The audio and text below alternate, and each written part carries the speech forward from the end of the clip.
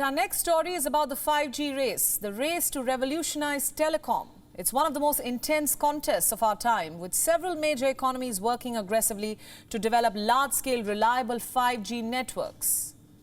But like every contest, this one too is marked by enmity. The desire to dominate the 5G industry and kill the prospects of your rival. Take the case of China and the United States, the so-called leaders of the 5G revolution. They're both engaged in a fierce battle to gain the upper hand in this 5G race. So much so that they don't hesitate in weakening each other's chances. Look at this headline. The US government has banned the sale of Chinese telecom gear. In other words, it has prohibited Chinese telecom companies from exporting and selling their equipment in the country. The question is why? The answer, according to the US, is national security. America says Chinese telecom companies represent a threat to its very national security. It says their equipment can be compromised by Chinese intelligence and used to conduct illicit activities in the country.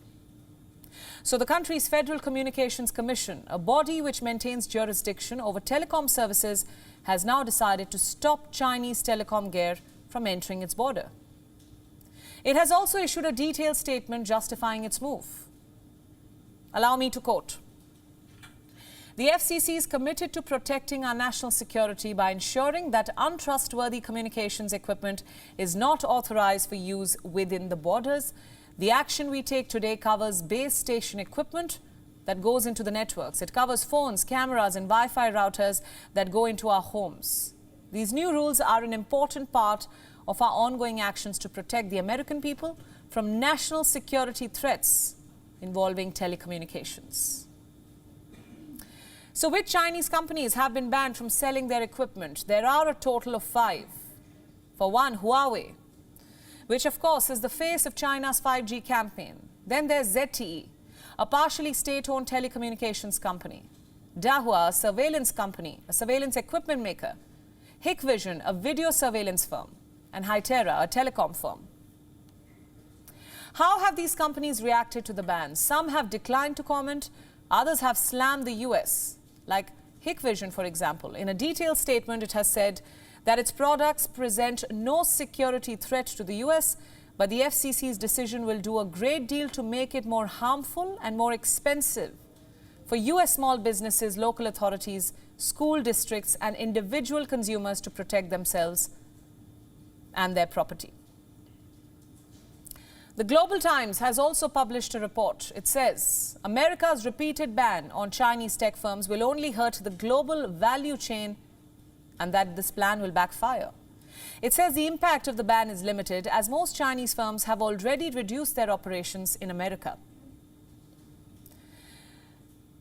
But here's what's the most telling excerpt. The so-called national security threat is groundless. It has become increasingly clear that the US's crackdown has seen diminishing marginal effect, while Chinese technology firms can not only survive, but will keep growing.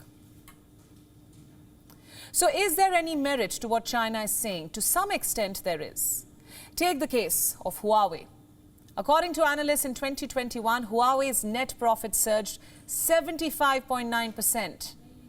The firm's total sales income totaled a whopping 636 billion yuan.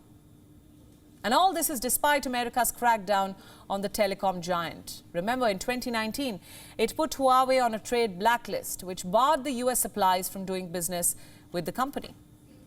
Then in 2020, the US further tightened its restrictions to hinder Huawei's ability to obtain semiconductor chips using American-made software and technology. Then in June 2021, Washington further hit Huawei's American suppliers with restrictions that prohibit them to work with the company. But despite that, Huawei reported profits. What does this tell you? That despite all of America's efforts, China still has a definitive edge in the telecom race. It has more 5G subscribers than the US. It has more 5G smartphones than the US. It has a more widespread 5G coverage, and 5G connections in China are on average faster than the ones in America.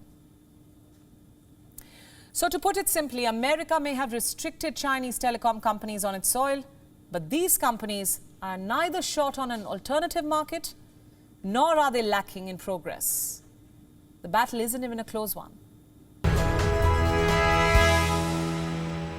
WION World is now available in your country. Download the app now and get all the news updates on the move.